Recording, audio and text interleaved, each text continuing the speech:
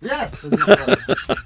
I can't do it. I don't trust myself putting on the camera. You know what's extraordinary is that literally there's virtually no technology involved in us doing this podcast. No. There really is that. There's 2 buttons and a fader. Yeah, but I've still managed to make a bollocks of it a couple of times. No, but we've done it. I mean, well, we've had all sorts of mishaps with it. Oh, yeah. We've had bits where sound doesn't come out and bits where lumps of video are missing, and I mean, there just doesn't seem to be.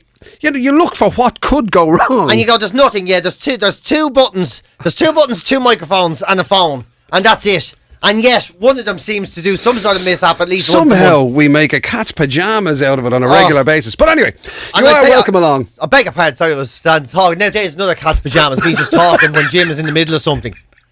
Jeez. Thankfully, I wasn't in the middle of anything particularly important. I was just saying, welcome, one and all. Yeah. Talking about making the cat's pajamas and things, now that we're coming out of lockdown, well, although we're not coming out of lockdown, now we're going into a gentler form of lockdown. Yeah. I've started realising that I'm making the cat's pajamas of new things now again.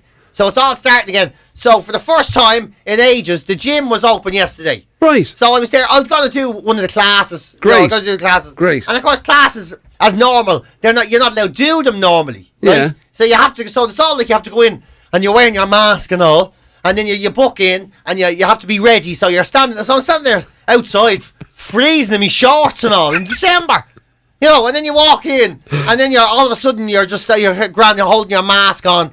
And you have to stand in different sections of the room. Also, you're like, it's actually more than 2 meters. You're about 3 meters away from everybody. Right. And then you have to go into the room one by one by one by one. You go onto one machine. You're not allowed to leave that machine. And then when you're finished with that machine, everyone has to leave the room the same way with the mask on, right? Right. But it's a cardio class. So how hard is it to put a mask on after 15 minutes of cardio? Like, I was like... so you couldn't actually get the air into your body. You can't get the air in. And like, the mask, when you're breathing, you're trying to breathe through your nose. And the mask is just going... sticking to your face. And I'm like, ugh. They're trying to breathe through the cloth. And you don't want to be the first person to take it off. So I'm standing there just going... like, imagine sticking your jumper into your mouth when you're out of breath. And then he goes, okay, everybody back in one by one. And I'm trying to delay the time. You know, anyway, you go back in and you take your mask off again when you're at the machine. Yeah. And then you go again. Sure, I haven't caught your breath. I've been there with practically a sock sticking out of my mouth. And now I'm on a new machine, lashing the shite down myself. And then as soon as that's done, you're there. Okay, back out. You're there. Here. Oh my God. The hardest part of the whole class was standing still with a bleeding mask over my face. And you know, I'm like, this is... unbelievably hard. Unbelievably hard. That sounds like something that you would have seen in a movie if they were trying to break a prisoner. Yeah. Like, just don't let him breathe. It's like the cardio equivalent of waterboarding somebody. I can't breathe through this mask. Oh yeah, and then you walk out onto the street, you take the mask off, and cold air hit me, and I was like, ah! I felt like your man getting out of the shit sewer in Shawshank Redemption at the end. You know, he comes out the other side. I was like, both hands in the air, celebrating my freedom from a fitness class. But having said that, like, and that means it's just you're so hard to get anything right now. Yeah. You don't know the rules. Like, just such a short time ago, we knew the rules. Yeah, but the rules they keep changing. Yeah. You know what I mean? And then they change, and then also there's the fact that they officially change, and then there's the fact of all the people who don't follow them. Yeah. You don't know where you are. You don't know where you are.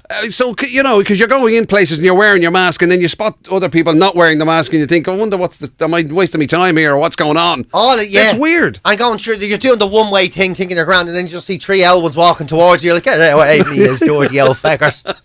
What's going on? I also realised, because we're so eager for stuff to do now, that I've realised I've become a really easy mark for a good salesman. So you know this shop that we were harping on about in the last podcast? We were harping on about the new artisan foods. Beautiful there in Fairview. So I went back into it during the week, right? And I was queuing up.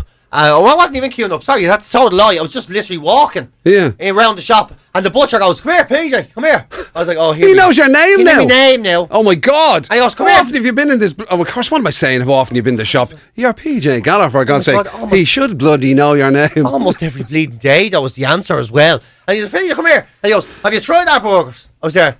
I haven't. Tried them. I'm telling you now, try them now, unbelievable burgers. They're the same ones that Halifax Buckley's will do in the restaurant now. He said, we're selling them here, and you get 4 of them for a tenner. Now, I know that sounds like a lot of burgers, but I'm telling you, these things are worth it. He goes, do you know what, them Wagyu lads, the Wagyu beef and all. Now, these are like Wagyu burgers, but there's only a fraction of price because it's only a bit, I'm telling you, they're unbelievable. And I was looking at it going, I don't even really eat burgers. Like, go on then. And he goes, yeah, brilliant. Wrapped them up there, and he says to the young guy, he says, I had a bet that I'd be able to sell you 4 burgers. I seen you coming in, he goes, I said, are you serious? So, and he goes, yeah, as soon as I seen you coming in, he says, I had a bet. I says, I sold 1,100 of them during the week. I says, as soon as I seen you coming in, so I'll sell him 4 and I'll wait and see. Oh my God. You're not supposed to tell the mark that you caught him.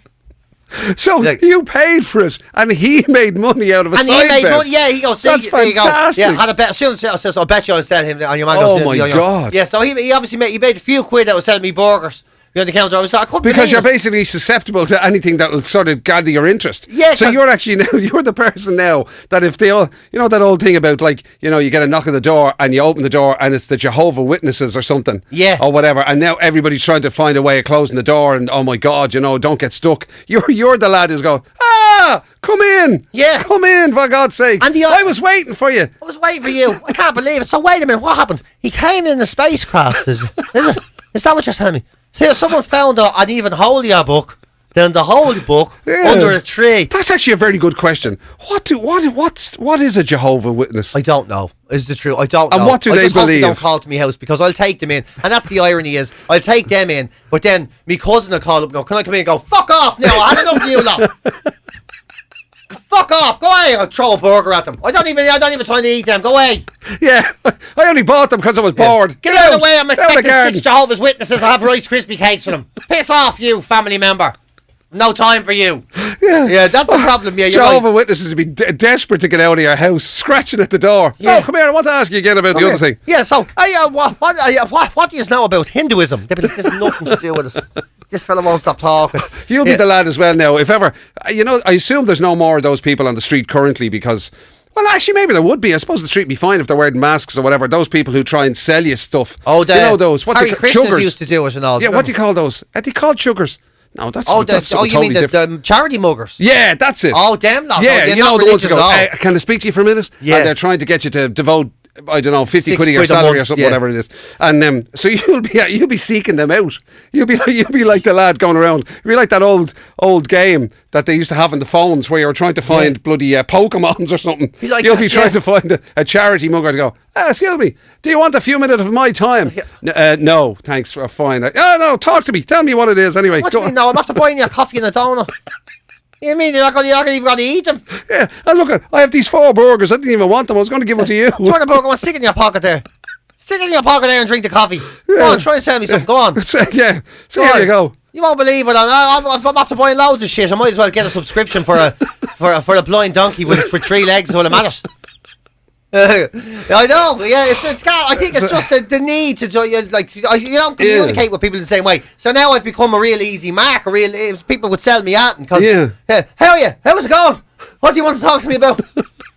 You know, like I don't know what it is. So I better stay out of the shops for a while, which is grand because I don't plan on buying. Oh, I tell you, I mean, like at the time that we're recording this, right? So we're recording it on Wednesday, and the story was in the news this morning. Tara was talking about it on the show about people queuing for 40 minutes at 1 o'clock in the morning. At Penny's. It's not a 40-minute wait to get into the Penny's. shop at 1 in the morning. Like, what is wrong with you? How bad do you need knickers? Like, honest to God. Wait a second now. Hey, don't start casting aspersions when you were literally surreptitiously flogged 4 burgers just because you were desperate for a bit of distraction. I know, but if a person wants to buy a 3-pack at 1 in the morning, good luck to them. See the way he's turned this around now. He's made me feel madder than a mad Elwyn queuing for a 3-pack of knickers at 1 o'clock in the morning outside of Penny's. And now I'm suddenly the mad one just because I was flogged some artisan burgers, which I will say I ruined, but they could have been delicious. You'll actually be the guy talking to the people in the queue. Yeah. What are you here for? Yeah, what are you getting? Are you getting that nice for Christmas? Yeah, what's this? What are you in for? Who are you? Like what am I in for? I'm in for fish. What are you talking to me like I'm a prisoner? What am I in for? 3 years? What are you talking about? What's your own business? Keep your 2 meters. Stop breathing over me, you big weirdo. But that is mad, isn't it? Like, I mean, God. Like, I knew, okay, I know we've seen queues and days on end, January sales, but all that sort of stuff. I know. But seriously, like 1 a.m. to get into pennies. One With all due respect to pennies, I know. In fairness, you are the greatest advocate of pennies jocks. underwear there's ever been. Yeah. I would challenge someone to just walk up and kick me right in the spuds if I was wearing me pennies underpants, because they're so durable. I don't think you'd feel it. I would stand on the top of a street with my hands behind my head and challenge some outrageous cop that can't stick to his own rules to kick me right in the spuds. I'd be like, go on, swift one right in the spuds. And I bet you, if I was wearing 3 pairs of pennies underpants, one over the other, I don't think you'd feel it. I don't think That's it amazing. They're so good. They're so That's the strong. greatest version of Jackass ever. That would be amazing, yeah. Putting that to oh my God, what a consumer rights program that'd be. Imagine you're kicked in the spuds with PJ Gallagher. Today I'm going to try Topshop's jocks, where I wear 3 of them, where I keep putting them on until I see when the kicks in the spuds stop causing me pain. Yeah. Imagine doing that comparison test. Yeah, the spuds. At the moment, I've got the Next flexible Lycra ones on at the moment, so just going to take a kicking from this man here. Yeah. Well, I felt that one a bit now, I have to confess. I have to say, it took almost 150 pairs of jocks before I didn't feel a kick in the spuds with those. I'm going to move on to the Marks and Spencers. Yeah, thankfully, the Marks and Spencers one, it's just a 7-year-old who'll be kicking me in the spuds. Turns out he's a black belt. Turns out Barcelona Football Club signed him last week. Fine, into their juniors. Fine. Oh Jesus! Oh my God, man! I think that'd be a good TV show. Yeah, they don't. None of consumer TV shows. They don't do that anymore. In fact, do you get consumer TV shows anymore? You know those shows that used to do kind of like they compare kettles and all. That's so old shite, yeah. All that old shite, hoovers and everything, and yeah. And this my personal favourite toaster. You can do 5 slices at once, which is great because you never know when an odd number of people will come for tea. Yeah. Actually, that's a very good point you raise. Everything toasters, they come in 2s and 4s. Yeah. I don't. Maybe they come in 6s. The industrial 6s and 8s for hotels. Yeah, but that's true. What about and this idea, if a family was say 2 adults and 3 kids, exactly, and you wanted a slice of toast each, so where would you go? There's always one. The youngest is ruined on everybody because there's no, it's all these spare. But and then there's the other thing about it, where say one partner. Like, say, for example, there's regularly, right, now, since you brought up burgers earlier on, right? Yeah. If we were having burgers at home, right, Yvonne will do the I'll just have the one. Yeah. But they come in a 4-pack. And I want 2. Yeah, of course you do, yes. You can't have it. It's like, so what are we going to do with the other one? I know, it's outrageous. Odd numbered food. There you go, that's my new business thing. Yeah. You get to come in, I sell things in odd numbers, you kick me on the spuds on the way out. It's going to be my new business. I do have to credit that shop that you're talking about. Yeah. Because I did actually buy 3 burgers off them. They had got 3 delicious burgers. In a packet? Lamb. In a packet? Yeah. You're joking. I was serious. I'm outraged. I don't hope that hasn't ruined your business idea. Kind of has, yeah. It feels like the kick in the spuds wouldn't be even worth paying for now. That'd be some. Imagine meeting someone you went to school with. So what are you doing these days since you stopped the stand-up? I have done it in years, yeah. Radio. They found out I wasn't really working, and Jim was doing it also. They let me go. Yeah, right. So what are you doing now? I get kicked in the spuds for money. Where? Moore Street, Henry Street. Any of the alleys around town, really. That'd be amazing. Yeah, you could be a portable stress reliever. Yeah. If somebody's having a really bad day, they could pay you for the right to kick you in the spuds. They'd be there. What do you get kicked in the spuds for money? Yeah. Do you want to kick?